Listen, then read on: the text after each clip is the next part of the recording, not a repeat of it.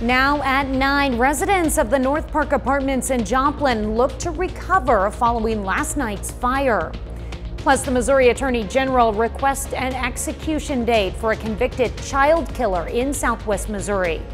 And how some Fort Scott residents are honoring underrepresented veterans of the Civil War and World War II. The 4 states' most watched news starts now. This is KOAM News at 9 on Fox 14. I'm Tanya Bach. The Missouri Attorney General requests an execution date for a convicted child killer in Southwest Missouri. 16 years after the death of Rowan Ford, the AG's office takes steps to move forward with the execution of Christopher Collins. In November of 2007, Collins abducted, raped, and murdered 9-year-old Rowan Ford from Stella, Missouri in Newton County. He later threw her body in a sinkhole known as Fox Cave near Powell, Missouri in McDonald County. Now, court records show Collins burned the rope he used to strangle Ford, the blood-stained clothing he wore during the attack, and his blood-stained mattress. Now, Collins eventually confessed to authorities. In 2012, a jury from Platte County in a courtroom in Phelps County convicted Collins and sentenced him to death. Ford's stepfather, David Spears, was also charged with murder and rape, but pleaded guilty to reduced charges of child endangerment and hindering prosecution. Authorities in Pittsburgh charge a man they say broke into a home armed with a knife. It happened yesterday around 5:15 p.m. in the 900 block of East 8th Street. Now, police responded to a call about a man breaking into a home. When they arrived, the homeowner was outside and told them the suspect was inside. Officers went in and arrested 25-year-old Zach Camplin of Pittsburgh. He's charged with aggravated assault, criminal threat, and criminal damage to property. Some residents of the Joplin apartment building that burned overnight are now in a temporary shelter. Fortunately, no one was seriously hurt. Investigators are trying to determine the cause of that fire that broke out just before 10 last night at the North Park Apartments on Joplin's East Newman Road. 6 out of 24 apartments in the complex were damaged. As KOAM's Amber Jenkins reports, fire crews are crediting fire stops for keeping it from spreading more. A fire marshal's office that's very active in codes and ordinances and enforcing codes within the city, and apartment buildings like this one have to have fire stops built into the attic area, which gave us time to get in and get the fire put out before it spread laterally across into the other parts of the building. With the extra time, thanks to the fire stops, firefighters evacuated 38 occupants out of the 3-story structure. The Joplin Fire Marshal is investigating. A local disaster response team arrived the morning after to start the cleanup process. 28 years, this is one of the worst ones that we've seen. That's no lie. It's a pretty bad one. The apartments on the right side, those are going to be full guts. You can't really save anything, but the ones that didn't get as much smoke damage, we're going to be able to save those units. The Red Cross set up shelter for residents who were affected. Being able to get some place to stay. We opened a shelter last night for those who were in need. Being able to have some peace is just things that kind of is going through their mind at this time. And they're going to get us a hotel and stuff like that. And they gave us a little bit of funds, to help us out and stuff like that. So if that don't work out, I probably have to go move somewhere else, Howard received a call from his mother, who was in the apartments at the time of the fire, telling him to rush home. Like stressed out in the beginning, because everybody was just drilling, rushing, people running around. It's just very crowded, and people crying because they think that my mom's in a fire. So I had to warn people that everybody was safe and stuff like that, just trying to get everybody comfortable. His apartment was not damaged by the fire itself, but by the water that came through the walls. Then I went to my apartment, which is on the left side, and the left side got damaged too, but on my side, I'm in the back side, so it didn't really get too much damage, but water did come through the walls and, got everything wet like that. And then I guess it's starting to come through the ceiling, like the water's still dripping. Reporting in Joplin, Amber Jenkins, KOAM News. And we're still waiting to know the official cause of the fire. Fire officials tell us they're investigating the possibility that it was caused by an electrical malfunction. Well, Chief Meteorologist Doug Hetty joins us with a first look at weather. Well, it actually turned out to be a nice Thursday for us today. Warmer than what we have seen. 62 is our high. Cold, frosty start. 36 during the morning hours. 66 is our average high. So at least we're closing that gap. after it's been pretty chilly over the past several days. 52 in Joplin, 47 in Pittsburgh, but we are dry. We're going to stick with the clear skies tonight, so you can really see upper 40s to lower 50s, but we're going to drop back again later on tonight. At least the northerly winds are starting to calm down just a little bit for us across the region. But frost advisory in effect, Missouri and Kansas, but you can see those clear skies across the entire Central Plains. And as we go through the night, we drop back to about 34 degrees later on tonight, back to 53 by 10 a.m. We're going to look at our next chance for thunderstorms, eclipse weather coming up here in a bit. All right, thanks, Doug. Well, today at the Fort Scott National Cemetery, community members came together to recognize and remember men and women who have served our country. Those who attended were separated into 4 groups, and each group was assigned a soldier. For one woman, one grave in particular stands out. Anthony Saviello has the story.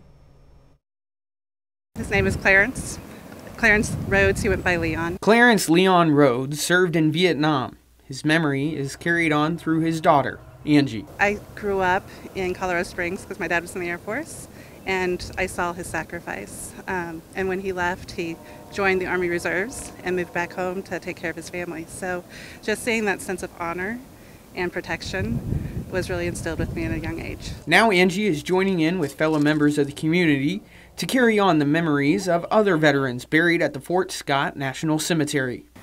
What was really kind of exciting is that when you're out and you're exploring the site, the number of questions that are actually created rather than answered. So it brings that sense of inquiry and wonder. And if that happens to adults who are teachers, I'm excited about what that could do for our students. Angie, like most of those who are out at the cemetery, is a teacher.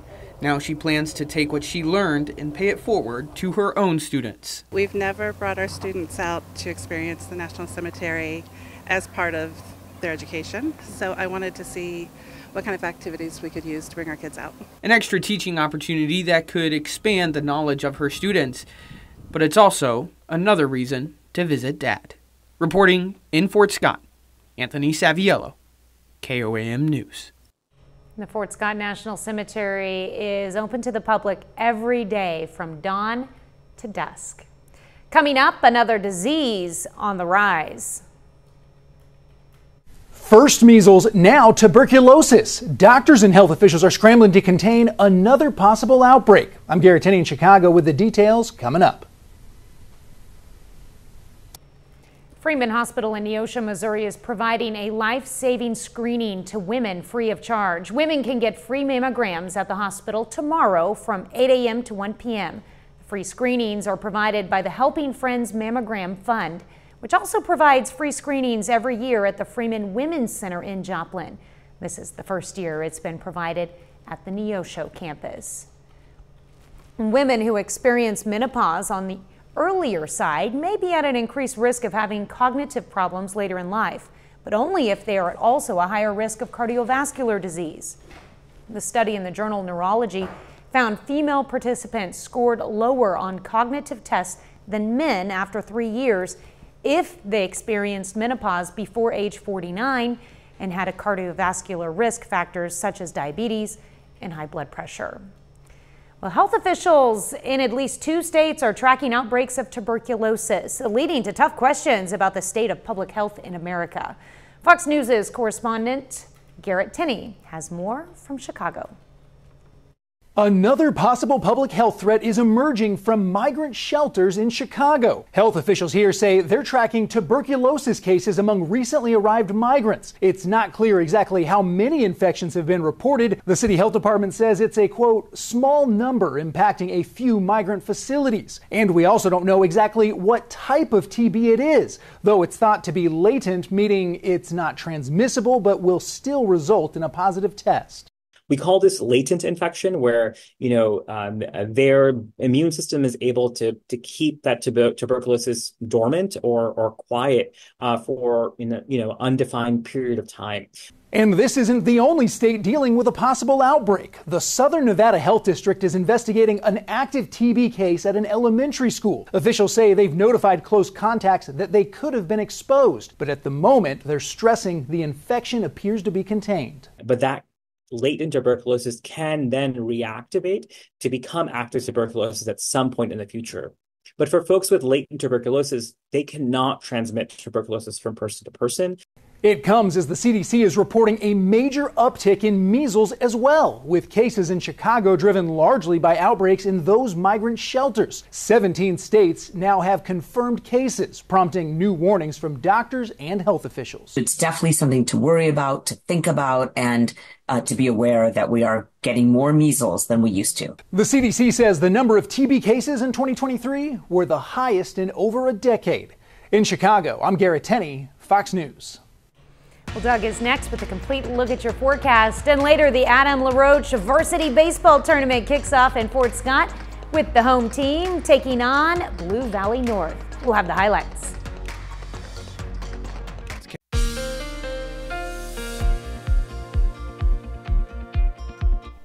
Well, of course, it turned out to be a much better day for us today. Temperatures pretty good as we went into lower 60s for highs, which is better than what we have seen over the past, several days. It's been cool ever since we had the severe weather outbreak on Monday evening, but the last 3 days, not too bad. All right, frost advisory in effect for us tonight. Temperatures again, 33, 34 degrees, thick frost across the region. The reason we get these advisories is because everything's blooming and it's getting deeper into the spring season. But you can see our temps are going to drop back next several hours through the 40s, 30s, and then we'll bottom out 33, 34 degrees later on tonight. We're still upper 40s to near 50. We're at 50 in Monette, Anderson at 50, 50 in Miami. We have Parsons sitting at 47 degrees. Let's go outside. Currently sitting at 52. Northerly winds, thankfully, are starting to die down just a little bit. It's been breezy the past couple days. Today was a little better. Now we just have a light northerly wind across the region. Clear skies, not a whole bunch going on here. We look pretty good as we go through the next couple days as a big ridge of high pressure begins to move in.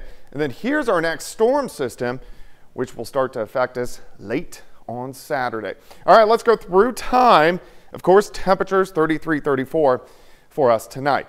Back near 60 by noon. I think most of us will go 67, 68 degrees tomorrow, which is right where we should be for this time of the year. It's going to be a nice Friday. Tomorrow night, we get some mid and upper level clouds stream through. We only drop back mid 40s, which is better than what we've seen over the past couple nights. And then Saturday, look at this, we go mid 70s. Look at the mid and upper level clouds increasing late in the day. Then Saturday evening, this is what we got to watch for. So here's 8 p.m. Scattered thunderstorms popping up.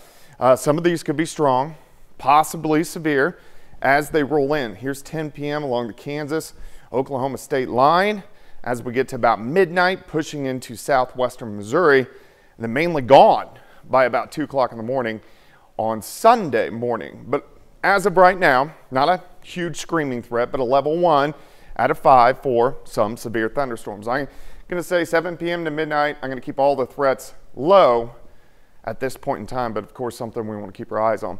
All right, 35 in the morning, 59 by noon. High temp 67 degrees, of course. Monday is solar eclipse day. The moon gets in between the sun and the earth. You get your path of totality right across Texas and Arkansas, southeastern Missouri. But there's going to be a concern for clouds as we get into Monday. So in our second half hour, we're going to look a little deeper into that. All right, 67 tomorrow, 75 on Saturday, 70 on Sunday, 71 Monday, 72 on Tuesday, some showers next Tuesday, Wednesday, Thursday. All right, well, and of course, we'll be keeping our eye on the storms this weekend. Absolutely. All right, thanks, Doug. Well, coming up, companies cutting back on jobs. This lady is working on a cable assembly for an elevator generator. If you need a job, U.S. Manufacturing has one for you. I'm Jeff Flock in the Philadelphia suburbs. I'll have the full jobs picture when we come back. Egg prices have been increasing for months, and it could get worse as poultry farms nationwide deal with bird flu outbreaks. The average price for a dozen eggs was $3 in February, up from around $2 in the fall. Now, prices are now at their highest level since April of last year. New data shows companies across the country are planning to cut more than 250,000 jobs during the first quarter. But new data also shows manufacturing needs more workers to keep up with demand. Fox Business correspondent Jeff Locke is at an electronics manufacturer in Pennsylvania with more. A mixed picture when it comes to jobs in advance of the Labor Department's jobs report. I am at a firm in Pennsylvania that can't find enough workers to fill the benches and do the work they need to have done. At the same time, a new report shows hundreds of thousands of layoffs in the first quarter. Take a look at these numbers from the outplacement firm Challenger Gray and Christmas. 257,000 layoffs in Q1 of 2024. That's 120% more than Q4 of 2023. Across the board, Ford, Deloitte, accounting firms, as well as tech firms like Amazon Web Services. They say the companies are now trying to do more with less. But here at Electrosoft, an electronics manufacturing firm in Pennsylvania, you'd like to do, Carla Trotman, more with more. You can't find enough workers. We cannot find enough people here in manufacturing, no. Yeah. And it's not just this firm that can't find enough workers. Take a look at these numbers. These are from the Manufacturing Institute. They estimate, because of a lack of interest, I guess, in people want to take manufacturing jobs, they're going to need 3.8 million workers to fill jobs by 2033. We do need people. We've tried hiring people using other organizations like temp agencies, and there's just no one to be found. Interesting. I leave you with a picture of a lot of empty benches here. If you are an experienced manufacturing worker, there is work for you here in America, and specifically here at Electrosoft Incorporated in Montgomeryville, Pennsylvania. I'm Jeff Locke with the Fox Business Network. Back to you. With tax filing season in full bloom, the IRS is out with the latest Dirty Dozen list of the most common tax scams. Phishing and smishing are at the very top. That's when scammers will email or text you trying to get sensitive information. Experts remind people the IRS will never threaten legal action, promise a refund, or send an email or text demanding immediate payment. Also, that scammers are preying on fear and greed. Up next, how you can be part of the Nutmobile team, working directly with Mr. Peanut himself. A new job opportunity is open for those nuts about peanuts. Hormel Foods is looking for 3 Peanuteers to chauffeur Mr. Peanut across America in the Nutmobile. The full-time jobs run from June of this year to June of 2025. That's a whole year. The company is looking for college graduates with a bachelor's degree in marketing, communication, advertising, or public relations. Potential applicants must have an appetite for adventure and a desire to travel. And it doesn't say this, but hopefully not an allergy to peanuts. 30 more minutes of news, weather, and sports is coming your way. An actor from the hit show The Office is in Pittsburgh to share his message of hope. Plus, Allen Community College showcases its agriculture program through the annual Aggie Days event. You're watching the 4 states' most watched news. This is KOAM News at 9 on Fox 14. I'm Tanya Bach.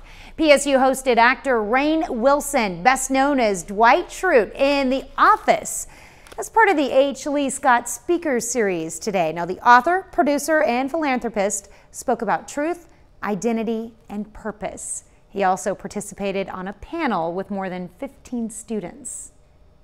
I'm fortunate because college students tend to love The Office and really respond to Dwight and stuff like that. So, and you know, the things I'm interested in, I feel like a lot of college students can relate to. It was a sold-out event. More than 1,000 people were in the audience. Now, in his talk, Rainn Wilson also spoke about hope. And April is National Month of Hope, which celebrates the power of the feeling. Some 4-staters know exactly how hope can be encouraging, especially when dealing with life's ups and downs. KOAM's Fernanda Silva has their story. Hope is what keeps you going every day. Sharon Clark had to learn the hard way how important it is to cultivate the feeling of hope. During your cancer journey, you do want to just give up. You just feel terrible and you think, why go through this? Clark had to deal with the diagnosis and treatment twice. The first one came when she was 27 years old and pregnant.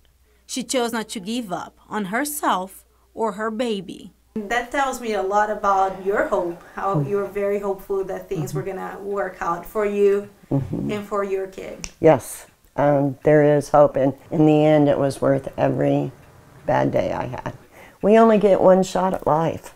Clark started advocating not only for the early detection of cancer with the 4 states Hope for You Breast Cancer Foundation, but also for the feeling carried in the name of the organization where she is the president. Clark is joined by actor Rainn Wilson in the mission of spreading hope.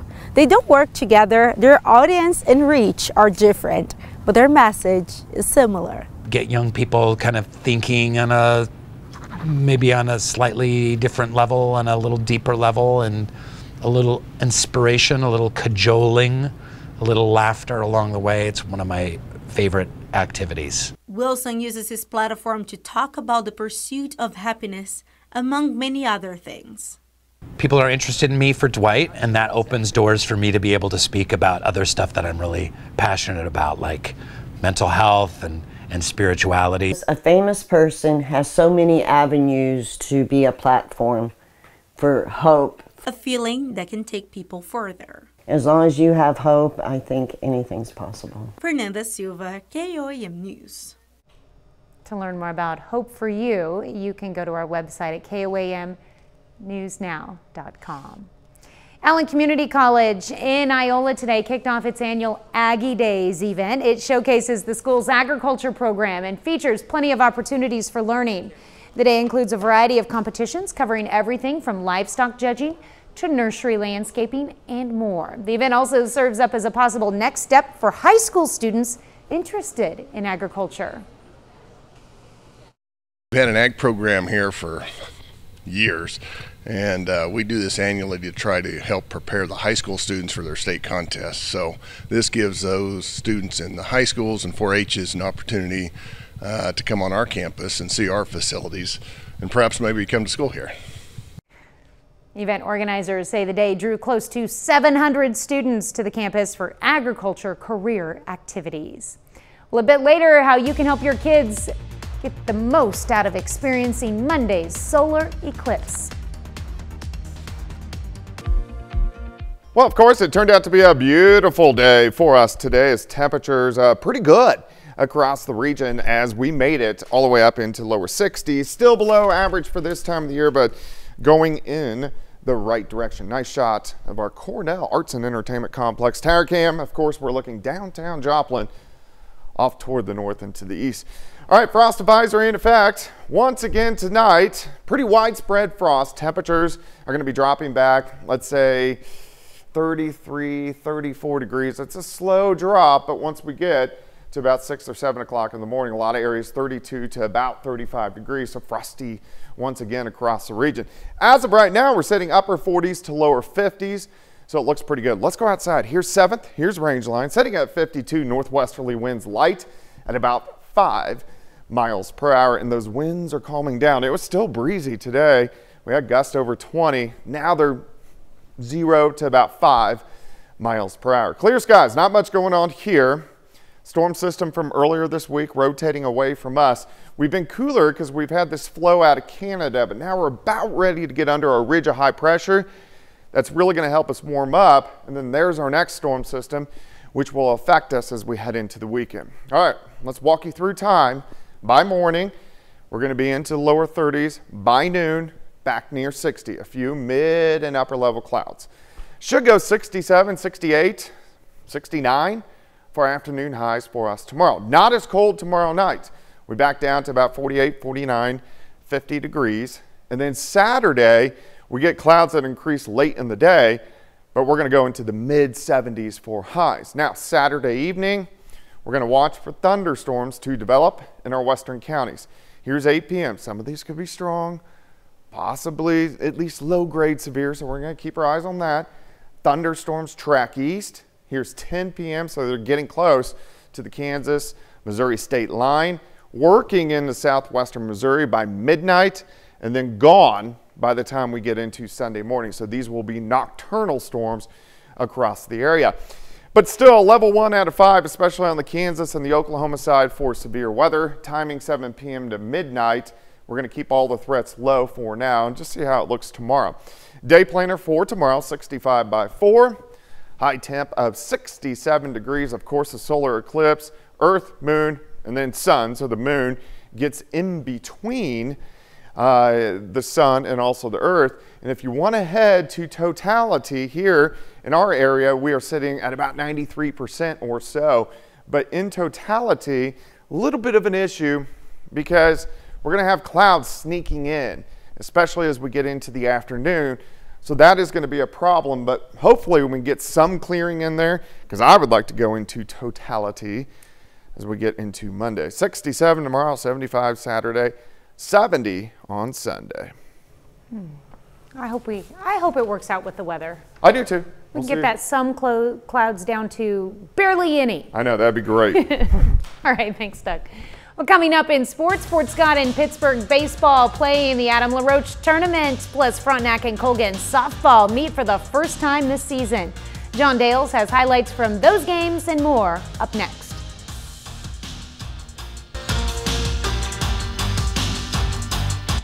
Hey, welcome into sports. I'm John Dales.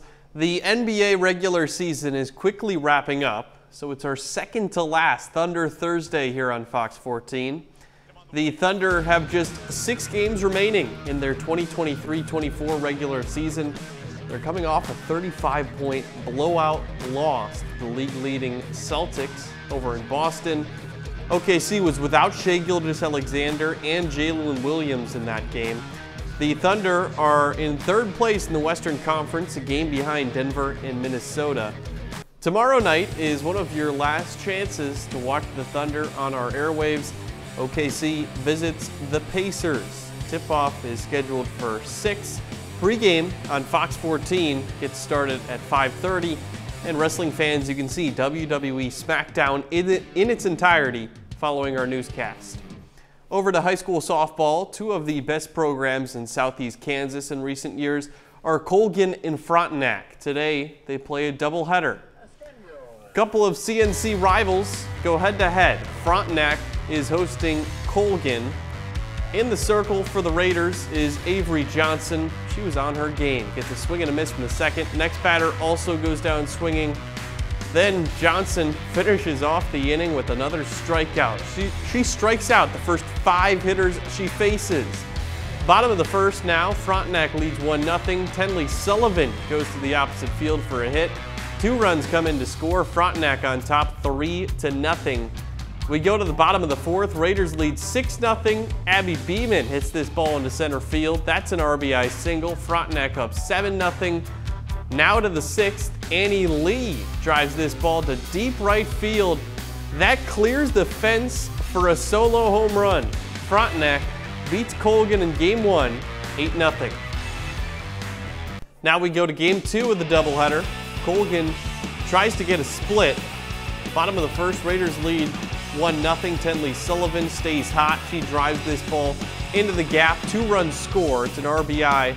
Sullivan makes it 3-0 Frontenac. Later in that inning, Bella Escaino gets the swing and a miss.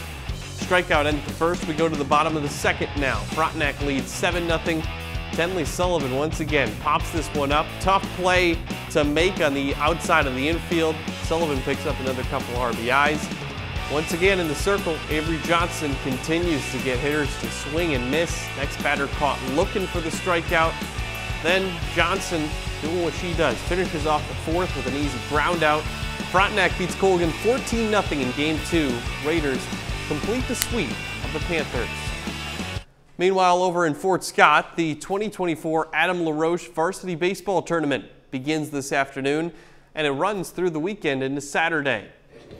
First game of the tournament, Blue Valley North takes on Fort Scott. Tigers find themselves in an early 3-0 hole. Starting pitcher Dub Chipman with a great pickoff move gets the runner at second base. Now we go to the bottom of the 3rd. Fort Scott breaks through at the plate. Rocco Lofredo laces this into left field. That brings in a run. Scores now 3-2. Tigers trailing. Next batter, Lennox Van hits it sharply into right field. 2 more Tigers come in to score. Fort Scott scores 6 runs in the 3rd inning. Now into the 5th. Tigers keep the line moving. Kanan Brown connects, drives this pitch into left center, drops down for a hit. Another run scored. It's 7-3 Tigers. Same inning, Colton Rogers joins the hit parade. He lines into center field. That's an RBI single. Fort Scott emphatically snaps its losing streak. The Tigers beat Blue Valley North 10-3. They advance in the winner's bracket to the tournament semifinals. Game number 2 of the afternoon, Pittsburgh baseball takes on Tonganoxie. Top of the 1st inning, runners on 1st and 2nd, ground ball hit to 3rd. Bo Pastor gloves it, steps on the base, then throws over to 1st for the double play. Bottom 1 now, Grant O'Doherty lays down a bunt with a runner on, throw to 1st, gets away. That run's gonna come in to score, ties the game at 1. O'Doherty gets the 2nd. Later in the inning, passed ball here, and the Purple Dragons continue to run the bases excellently. O'Doherty scores, PHS with the lead. 3rd inning now, runners on 1st and 2nd. Jacob Linehan lines it in the left field. He reaches to load the bases. Next batter, Weston Rink hits a bloop into shallow center field. Quentin Fears comes across the plate to score, and the Purple Dragons win 6-5. They advance to play Fort Scott in their winner's bracket semifinal. And in that game, Pittsburgh ends up beating Fort Scott, so the Tigers will play for 3rd place on Saturday. The Purple Dragons play for 1st place in that tournament. All right, well, great job to both teams there. Of course. All right, thanks, John. We'll be back with more news after this. We're just days away from the total solar eclipse, and for most kids, this will be their first time witnessing the phenomenon. And despite what they may be learning in the classroom, parents can step in ahead of the event and help them get the most out of the experience. Fox News correspondent Connor Hansen has the story. In the afternoon, it's going to be really dark. Anticipation is mounting for Monday's total solar eclipse. For parents, the astronomical event is an opportunity to immerse kids in science. It's something that parents and kids can both learn and experience together. Leading up to the eclipse, take some time to teach your kids about the basic science behind the phenomenon and what they can expect to witness on Monday. That can be at a museum, or as Mindy Thomas, co-host of the science podcast Wow in the World, suggests, a more hands-on project, including recreating your own eclipse. You can act this moment out with young kids. You could have a kid be the sun and a kid be the moon and show how this works. So I think that this is a moment that all kids can really understand. As the sky dims, talk to your kids about the different phases. Drink in as much as you can. There's all sorts of citizen science projects that NASA is doing that you can get involved in. There's lots and lots of ways to still get involved in and be part of this moment, even if you're not in a place that's going to experience the darkness. But along with the fun, parents need to ensure their children stay safe during the sun's disappearing act. Solar eclipse glasses are 100,000 times darker than regular sunglasses, and they must be an ISO certified pair. I recommend that you put these on your child before you're out there and get them fit to the right size and shape so that they fit your child beforehand. Lastly, you can enjoy space-themed treats together. Big brands like Oreo, Krispy Kreme, and Sun Chips all releasing limited items. But Thomas's best advice: it's important to take this moment and celebrate it for all it is, because the next chance to see one of these solar eclipses won't be until 2044. And all these kids are going to be old and grizzled by then. Once the eclipse ends, it's important to talk to your children about their experience to help solidify that memory. In New York, Connor Hansen, Fox News. Coming up, how one dad is doing his best to avoid fashion meltdowns from his 5-year-old daughter. In Massachusetts, a dad has come up with an adorable ritual aimed at avoiding meltdowns over what his 5-year-old daughter wears. On school nights, Dad turns into her own personal stylist, presenting her several options to choose from. As Jeannie Most reports, people on social media think it's genius. 5-year-old Penelope Campanovo is a kid with taste. Oysters are a no. But she spoons caviar out of the can. And deciding what to wear for school, let's pick an outfit for tomorrow morning, has led to a nightly routine with Daddy. as Mom explained on TikTok, because their morning tears and arguments about school outfits scarred him. Amore, I laid out 4 outfits for you tomorrow morning. Now it's multiple choice. Pink and flower power girl option with matching Nikes. To avoid fighting. A beautiful pearl option with Barbie. Okay. A cool kid on the block with skinny jeans, Bape sweater, and matching red shoes. Please take a look and let me know. Okay? I choose this one. That's what you're going with. All right, so let's shake on it. And that's what Penelope wore. Commenters were wowed. The styling is top notch. She has him presenting like it's Shark Tank. But by episode 2, Schoolgirl rock and roll, there was a hitch. Bape the ape with red details. And we have the Barbie outfit. She looked, she considered, she chose. Great choice. But the next morning, well, fashion whims can change overnight. I was dreaming about Barbie and I really wanted to wear the Barbie today. Come here. The switch to Barbie was sealed with a kiss. Hey, she's a Barbie girl. That's our time for tonight. Thanks for joining us. We're going to leave you with video of a baby zebra at the Belgrade Zoo in Serbia. Aw, have a great night and an even better tomorrow.